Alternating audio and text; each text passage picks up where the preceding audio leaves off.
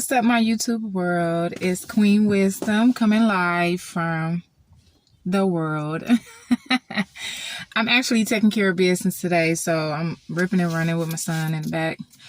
But I wanted to do a quick video, update video. This is the second week. Actually, this is the third week, but I was supposed to do the video on Sunday, but I was busy. So I'm doing a video today. I said I was going to do a video once a week, so I guess I'll be doing 2 videos today if I'm not busy.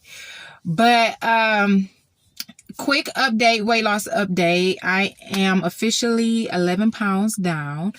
I lost 5 pounds this week. Why I lose only 5 and not 7? We're going to get to that. But I'm cool with the 5. As you know, I do not do scales and all that extra mental blockage stuff. So for me to get on a scale and see 5 pounds down, I am very excited and happy about.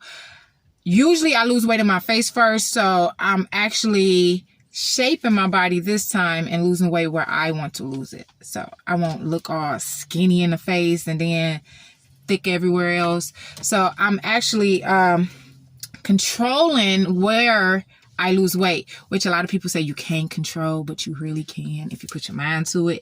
So I wanted to make this quick video about incorporating working out with your kids. A lot of us focus on losing weight ourselves and getting healthy ourselves, but we continue to let our kids eat the same stuff that we were addicted to, and we continue to let our kids do no activity, physical activity, just like we do.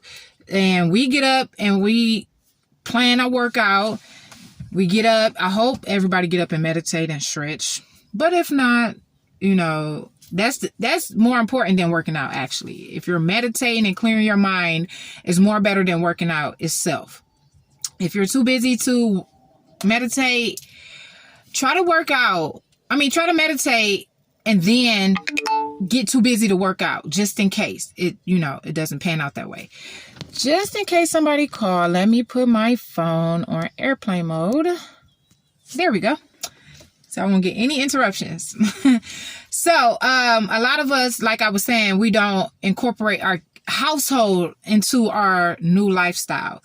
So our kids, I had shared my video, and a lot of parents came to me and was telling me that they want to, show their kids this video and I guess kind of help their kid out. I was a thick kid. I was tall. I was thick, but I was athletic. I didn't keep my thickness for too long. I kept it in the winter and I lost it in the summer.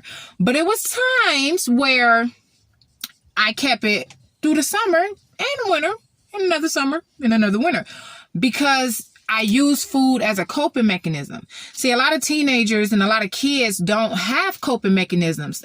They see their parents either coping in different ways, as far as they might go to church, they might be addicted to a man or a woman, they might drink, they might smoke, whatever the case may be. Parents and adults cope differently than what kids are expected to. When I was younger, I used food as a coping mechanism, but I also used my imagination as a coping mechanism. I was very daydreamy. I tried to escape my household and where I was coming from, because a lot of kids, let's just face it, I was the second oldest and I was the mother of the house. So I took care of a lot of people that I didn't have. And that's another thing. Stop making your kids watch your kids. You had them damn kids. It's not your kids. They don't teach them responsibility. It teaches them resentment. Listen to what I'm saying. This is a kid that had, a woman that had to raise kids at a kid age. And I was responsible for these little people, and sometimes my older brother, and it's like, who's responsible for me? So when they get in trouble, I'm in trouble.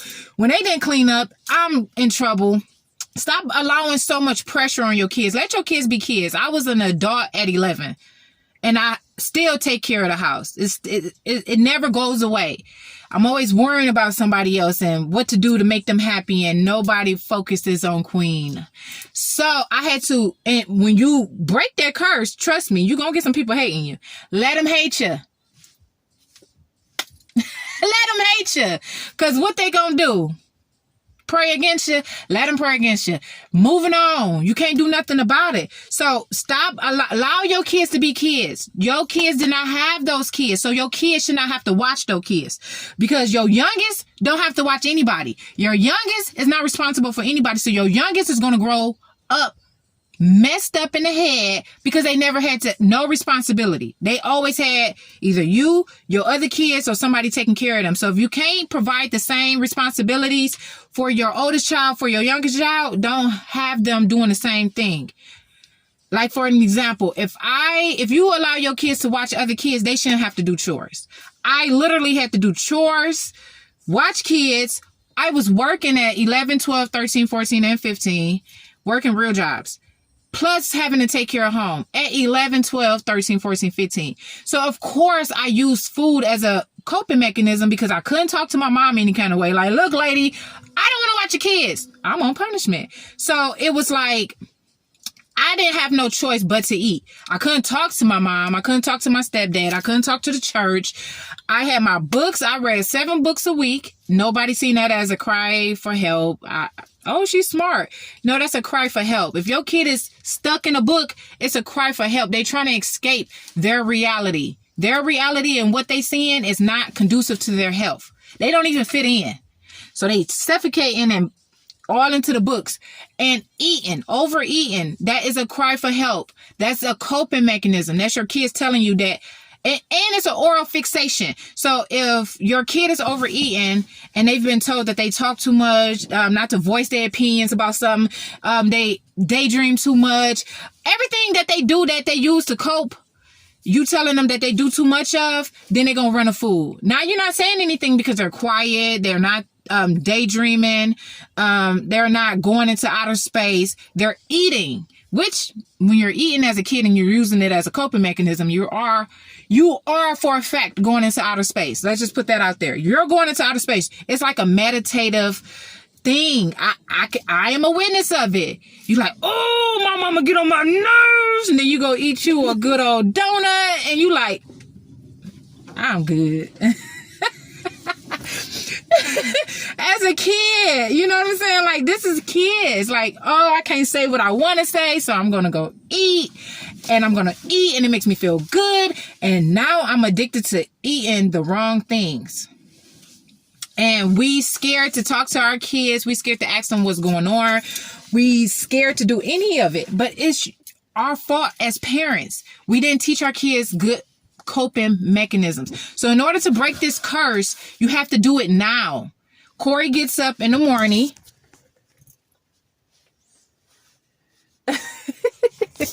Corey gets up in the morning.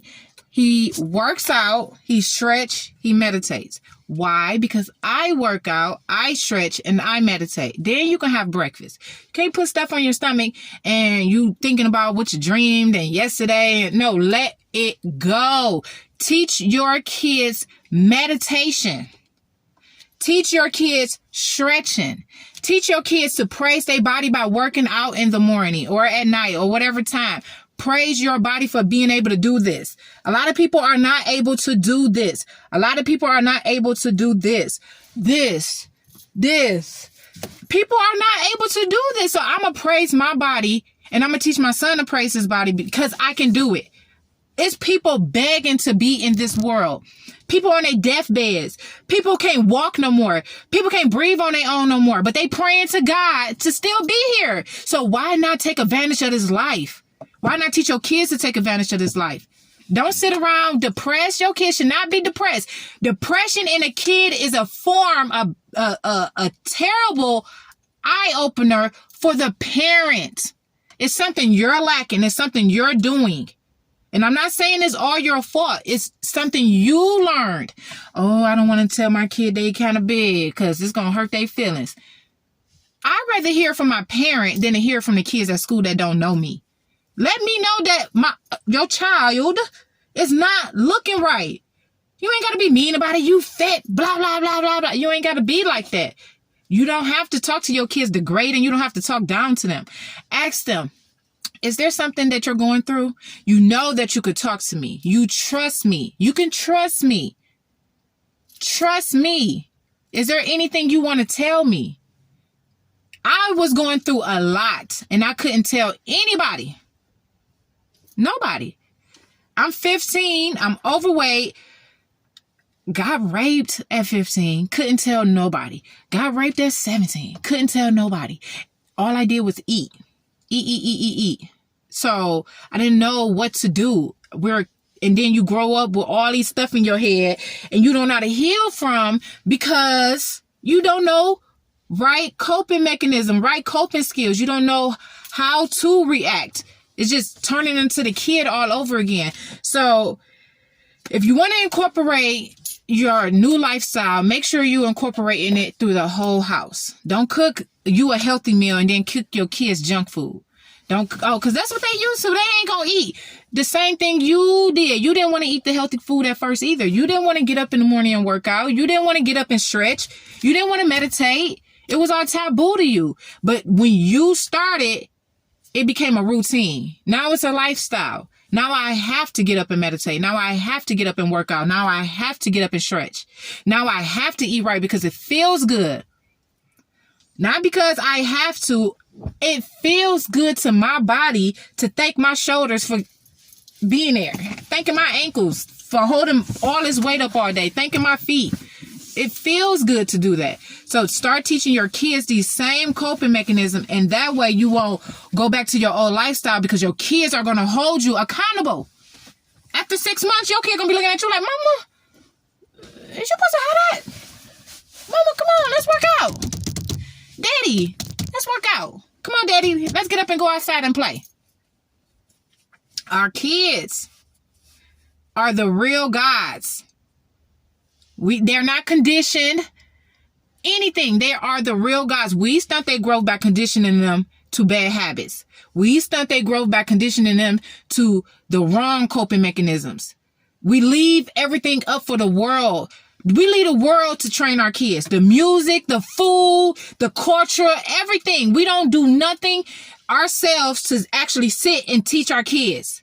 We leave it up for the world, and then when they become ruckus and chaotic, we blame society. No, it's your fault. Only you. You are the connection to your kid. If your kid is disconnected from you, you did something wrong. Period. There's no other way about it. Parents need to start taking accountability. Parents need to start taking responsibility. Or your kids are always going to be effed up. Simple. It's not calling you a bad parent by telling you you did this, that, and the third, but it's making you aware. And once you're aware and you do something about it, you are the best parent in the world. But if you are aware and you choose to ignore, you're a deadbeat. Period. There's nothing I can say else about it. Deadbeats come in all different forms. You can be in the same house as your child and still be a deadbeat. Not motivating, not encouraging, not nurturing, not loving unconditionally. Just chaotic as soon as you wake up. That's abuse. That's a deadbeat parent. We got to do better for our next generation. They are the leaders. If your parents drop the ball on you, don't drop the ball on your kids.